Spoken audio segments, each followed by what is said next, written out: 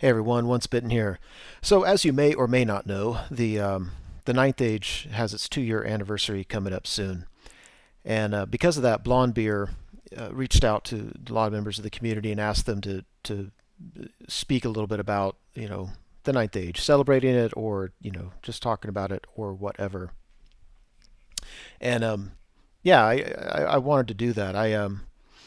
The first thought that came to me was, if I'm going to celebrate, if you will, the Ninth Age and what it's been like for the last couple of years, the the first thing I have to ask myself is, well, what is it I was looking for? Now, if you follow my channel, you may or may not remember that I went through at the end, when Games Workshop blew up Warhammer Fantasy.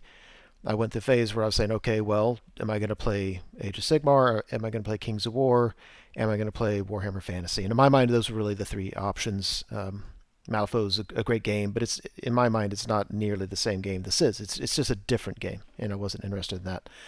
And I gave Age of Sigmar only a fleeting chance. And to me, it very quickly seemed apparent that it just was a different game. I don't mind Age of Sigmar as a game. To me, it reminds me of 40K, and I don't play 40K for the same reason. So there's similar games that wasn't for me.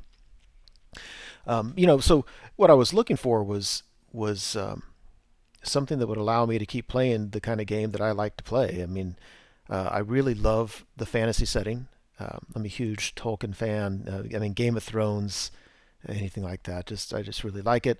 I wanted something in that genre. I wanted something that gave me that epic feel and that gave me an excuse to buy and build and customize and paint models. I mean, it's the hobby part I've really grown to love over the years, and I love the strategy part.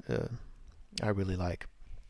Growing up, I always loved strategy games, or as a kid, we owned Monopoly and Risk, and I could never get anybody in my family. My family didn't play games ever, and now people in my family don't play games. So it's been really nice with Warhammer and now the Ninth Age that that's just a hobby I do is I go play strategy games. I just really like that. But I wanted a game that where movement mattered, where there was again this feeling of epicness. If I had my druthers, I wanted a game that was more balanced than what Warhammer Fantasy often was. And I like the idea of diversity. There are times when I want to field tons and tons of troops, and there are other times when I don't want to, when I want to have maybe a big monster mash or hero hammer or something like that. So, my druthers was to find a game where some diversity was possible. But overall, I was looking for a game that had some kind of community that allowed me to continue the gaming experience that I had grown used to and that I really liked. And I would say, looking back over the last 2 years, how would I rate it? And I would say, well, this sounds overstated, but it really isn't. I mean, it's been the best 2 years of gaming experience that I've had, and I've been playing games maybe, I mean, not that long, maybe 10 or 12 years or something. But never has it been a paradise in playing games. I mean, when I first started playing, there was no crowd. There was nobody to play a game against. There was actually when I first started playing, which is fifth edition, I only played for 6 months, and the community drove me away. I mean, a buddy got me into it. I played him several times. It kind of got boring because I didn't even own any armies. I played his armies. Anyway, I played him, and so then I found there were some local players that played, and so we showed up, and they were just very off-putting. They were very exclusionary, and it was very difficult. I could find a game, but I don't know. When nerds act like they're not going to let somebody else into their group, I've got a real problem with that. And I'm not saying everybody who plays this game is a nerd, but this group was kind of fit that caricature. Anyway, but I just quit playing. I'm like, I don't enjoy these people. They're not fun to hang around with. And then my buddy quit playing and whatever. Um, but then when I got back into it, I played seventh edition, and it seemed like I would have a few months of having fun, and we started getting the community growing a little bit. But then Games Workshop would come out with things that just broke the game. It made it not fun. So I guess my only point there is that it was never perfect, but it was always good enough and fun. And over the Ninth Age, in the last 2 years, I would say is there everything about the gaming scene now that's perfect? I say, well, it's not perfect. It's just better than I've ever had. I think a lot of those things are probably specific to my situation. Here locally, we were able to pull in a bunch of people who had played fantasy in the past, but they were not active during 8th edition. They were playing 40K, and they came back to fantasy, which is just kind of cool. So we've got a gaming group of, 10 really active players, and then another additional 10 uh, sporadic players. And when I say local, I mean within a half-hour drive. That can play at the same game store. And that's impacted a lot. That means that on a weekly basis, I can get friendly games in whenever I want, and I've been doing that a lot. The tournament scene that we built under Warhammer Fantasy 8th Edition here in the Mid Atlantic is stronger than it was through most of the time. It isn't quite as strong as it was during the peak, the heyday, but that was only a couple years. So when we have tournaments, if it's a 2-day tournament, we get between, I don't know, maybe a small one would be 30, and it seems like in my mind 30 to 50 or 60 people. So I'd like to see those get a little bit bigger, but actually at the same time we have a lot of them. As long as I'm willing to drive a few hours, and I can go to a tournament every couple months all year long, and for my wife that's plenty. And so if I'm going to 4 or 5 or 6 tournaments a year, that's good. And if they're 30 to 60 people, I don't see why it's necessarily better like if they were 60 to 80 people on average. Those tournaments are fun. I love going to Buckeye Battles because it's larger, but I don't need all my turns to be like that. So I'm happy with Ninth Age because we retained the tournament scene, and in some ways the tournament scene has grown. We actually have more tournaments now than we used to have. And as a side note, we actually, there are people playing the game now that didn't really play much during 8th, and there are people that played during 8th that aren't playing Ninth Age. I'm talking to my region. But a lot of the ones we lost, we lost a handful of the bad apples. And by bad apples, the people that just kind of brought down my enjoyment of the game. So we don't really, I'd like for all of them to come back if they just wouldn't do those things that lessened mine and others' enjoyment. So we actually kind of lost some of the bad apples. So we're a little bit smaller, but overall the culture and vibe I think is better than it was. So in that mind, and speaking again just from my experience of it selfishly, it's been fantastic. It's been really nice. I've probably mentioned these all the time on my channel, but two of the things that the Games Workshop did that just really really frustrated me were obviously they would try to, I don't know if they just didn't play test or if they just didn't care, but something would happen like in 7th edition, they had a rule that if you were in combat and against an opponent that had fear and you lost and they outnumbered you, then it was auto break. You're done. You're running.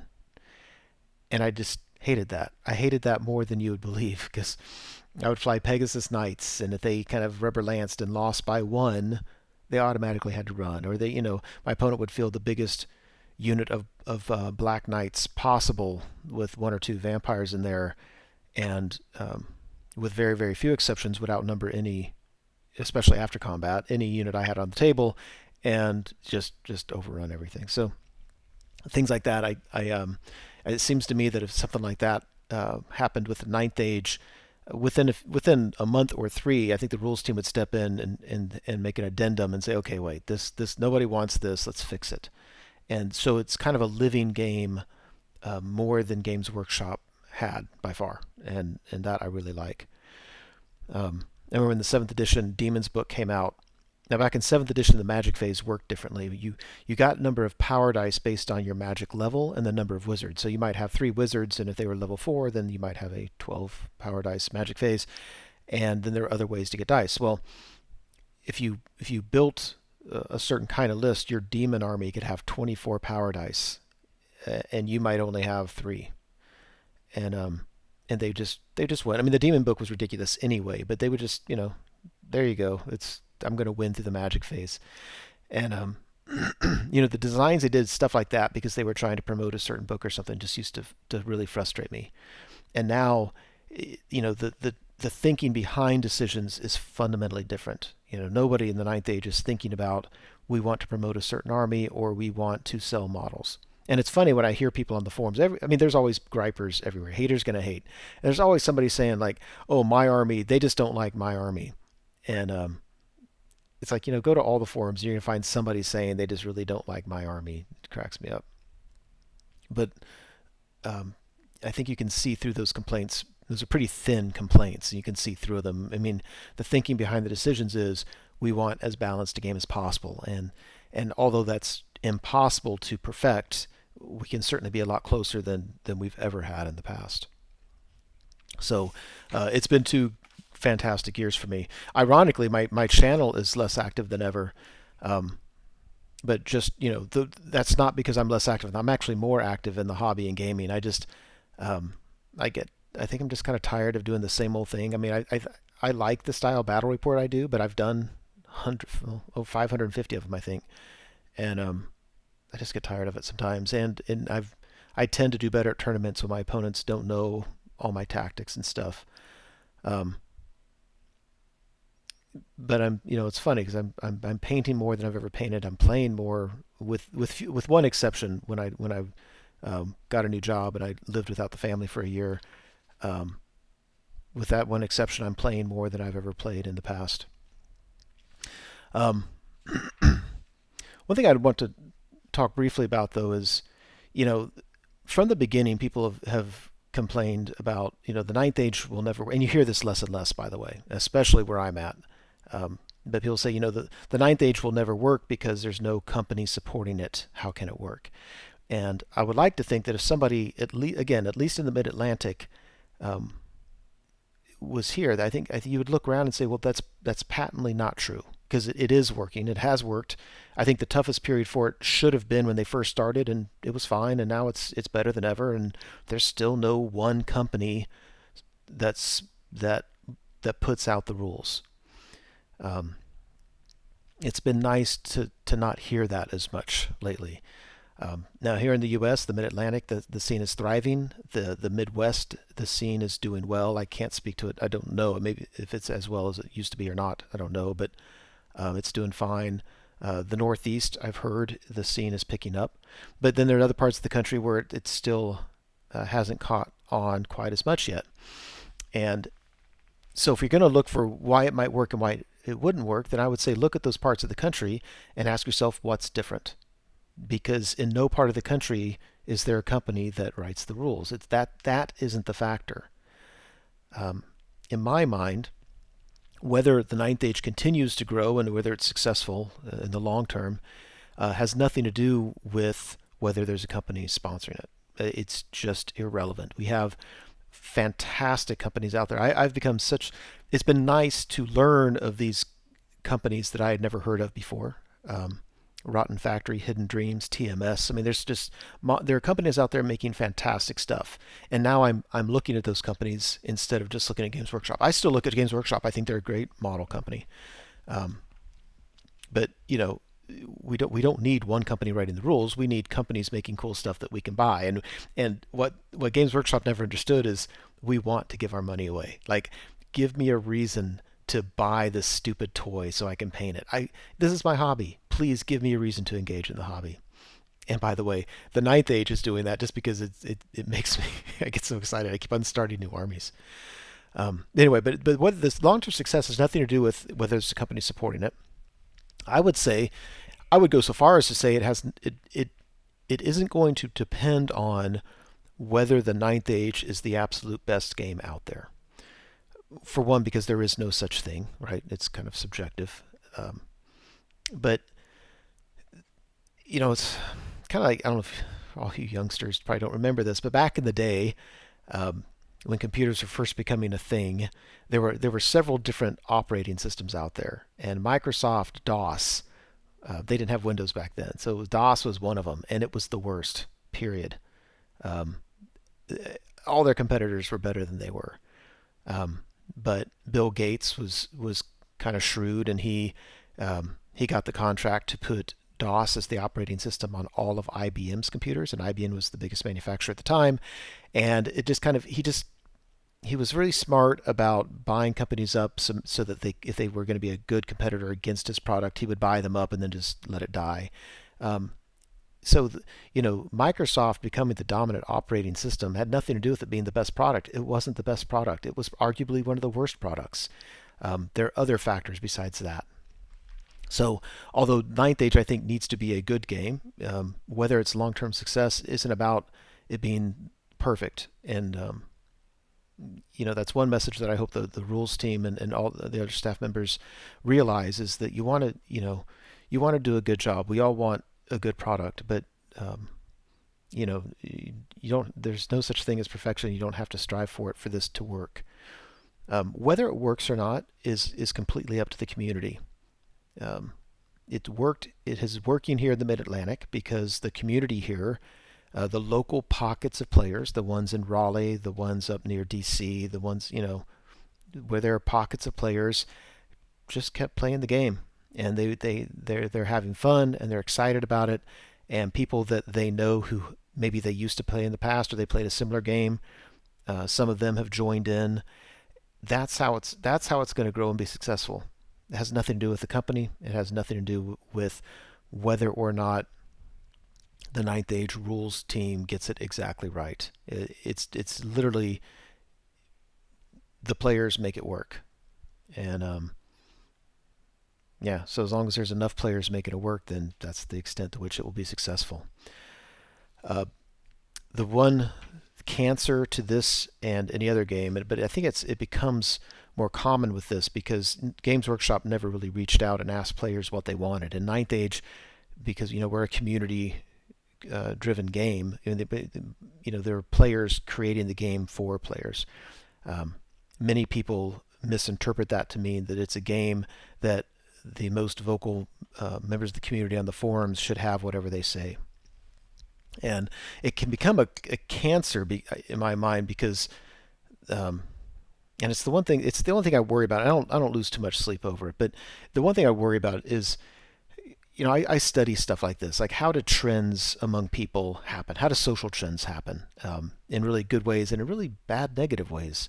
How do terrorist cells evolve? That's the kind of stuff I look at, right?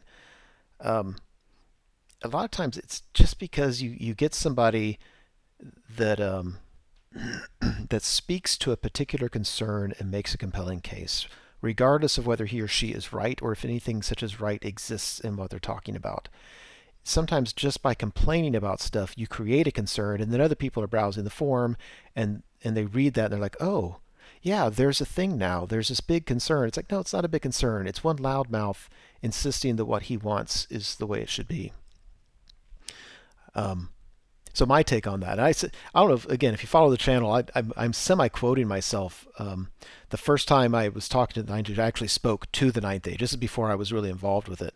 And I told him at the time, I was like, I don't really care what your rules are as long as you deliver a game that scratches my itch, right? I don't care about the particulars. It can be done a lot of different ways.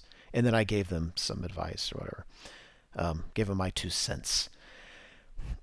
It's a way I approach a lot of things. I give you a metaphor for your relationships. I'm talking to all you kids out there, all you old folks probably know as much as I do about this. But um, so there's a story. I don't know if it's famous or not. My wife made me read it when we were engaged, but it's about a married couple who the husband would peel his grapefruit like an orange, and he would eat it by the slice like an orange instead of like most people don't eat grapefruits that way.